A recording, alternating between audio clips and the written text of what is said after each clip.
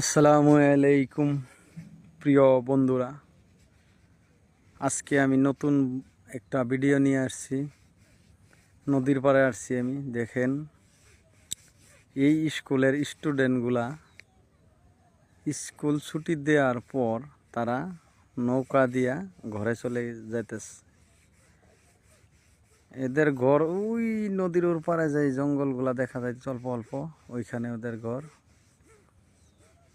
এরা কতটুক স্মার্ট দেখেন, তারা নিজেরাই নাও নিয়ে আসে, আবার নিজেরাই নাও চালায় ঘরে চলে যায়। নৈপরিয়া মানুষের কত দুঃখ দেখছেন,